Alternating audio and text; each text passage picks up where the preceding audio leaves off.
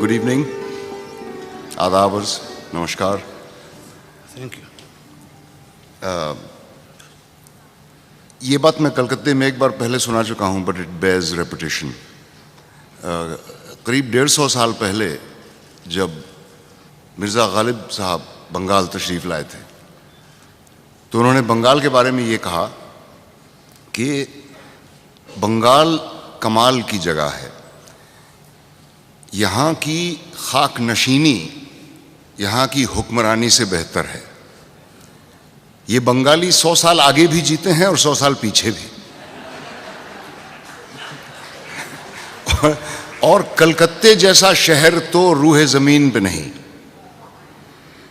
अगर मैं मुजर्रिद होता, यानी कि बैचलर, अनमैरिड, और ख़ानादारी की जिम्मेवारियां मुझ पे हायल न होती तो सब कुछ छोड़ छाड़ के यहीं का हो जाता। कलकत्ते का जो जिक्र किया तूने हम नशी, एक तीर मेरे सीने पे मारा के हाय हाय। These are Ghalib sahab's words.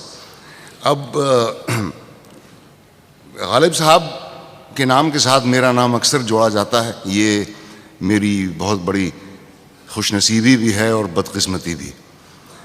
बदकिस्मती इसलिए कि ये बहुत बड़ी जिम्मेदारी है, और मेरी तरबियत बचपन से अंग्रेज़ी ज़बान में हुई। उर्दू मैं अब भी हिज्जे कर कर के पढ़ता हूँ, और ना सिर्फ ये कि मैं उर्दू का क़तई आलिम नहीं हूँ, बल्कि उर्दू शायरी के बारे में मेरा इल्म जो है वो बहुत ही मुख्तसर है।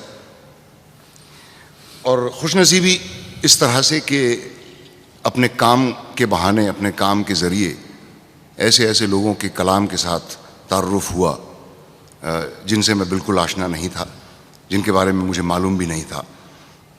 ना सिर्फ गालिब साहब और फैज़ साहब, बल्कि सादत हसन मंटो साहब, इस्मत आपा, प्रेमचंद जी, मुंशी प्रेमचंद जी, राजेंद्र सिंह बेदी साहब वग़ैरह। तो मैं हज़ार दफ़ा शुक्र अदा करता हूँ इस बात का कि मुझे अपनी ज़िंदगी में ऐसा काम करने को मिला जिसमें ऐसे ऐसे लोगों से मेरा ताल्लुक़ हुआ। और अब ऐसा लगता है जब भी मैं ख़ास तौर से फैज़ साहब या गालिब साहब का कलाम पढ़ता हूँ कि एक बेशुमार ख़जाना हाथ लग गया है। तो उस ख़जाने का एक रत्न मैं आप लोगों के सामने पेश करना चाहता हूँ इस शाम की शुरुआत में। इस नज़्म का उन्वान है इंतसाब। इंतसाब मीन्स डेडिकेशन। मुझसे मैंने कहा था कि मैं उर्दू की नज़्म पढ़ने के साथ साथ अंग्रेज़ी का तर्जुमा भी पढ़ूं, लेकिन मेरे ख़्याल से तर्जुमा करने से कहीं कुछ बाल आ जाता है बात में। न सिर्फ ज़बान का वो लुत्फ़ नहीं आता, बल्कि नज़्म का रिदम भी टूट जाता है। और मेरे ख़्याल से इस नज़्म में कोई ऐसी बात है नहीं जो समझ में नहीं आएगी। सिर्फ एक जुमला ऐसा है जो मैं समझा दूंगा, हालांकि जब आप उसका एक्सप्लेनेशन सुनेंगे तो लगेगा कि ये बहुत ही सिंपल था। इंतसाब। आज के नाम और आज के गम के नाम, आज के नाम और आज के गम के नाम। आज का गम के जो है जिंदगी के भरे गुलसितां से खफा, जर्द पत्तों का बन, जर्द पत्तों का बन जो मेरा देश है, दर्द की अंजुमन जो मेरा देश है। कि लड़कों की अफसुर्दा जानों के नाम, किरम खुर्दा दिलों और जुबानों के नाम, पोस्टमैनों के नाम, कोचवानों के नाम, तांगे वालों के नाम, कारखानों के भोले जियालों के नाम। बादशाह जहां वालिये मासिवा, नायबुल्लाह फिल अर्द दहका के नाम। This is a line which is a dedication to the farmer. The word dehqa means farmer. बादशाह जहां वालिये मासिवा, नायबुल्लाह फिल अर्द दहका के नाम। जिसकी बेटी को डाकू उठा ले गए, जिसके ढोरों को जालिम हका ले गए।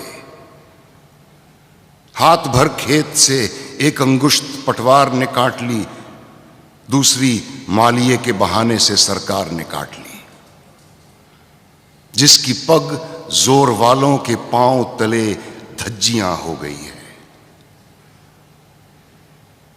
उन दुखी माओं के नाम, उन दुखी माओं के नाम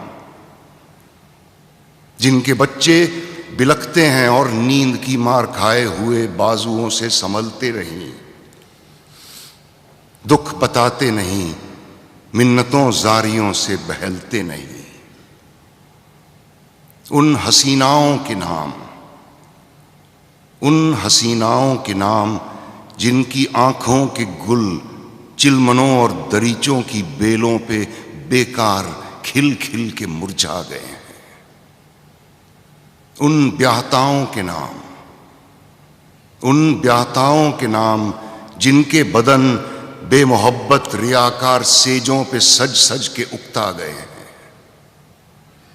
बेवाओं के नाम, कटरियों और गलियों मोहल्लों के नाम, कटरियों और गलियों मोहल्लों के नाम जिनकी नापाक खाशाक से चांद रातों को आ आके करता है अक्सर वुजू, जिनके साये से होती है आह बुका, आंचलों की हिना, चूड़ियों की खनक, काकुलों की महक, आरजूमंद सीनों की अपने पसीने में जलने की बू। तालिब इल्मों के नाम, पढ़ने वालों के नाम,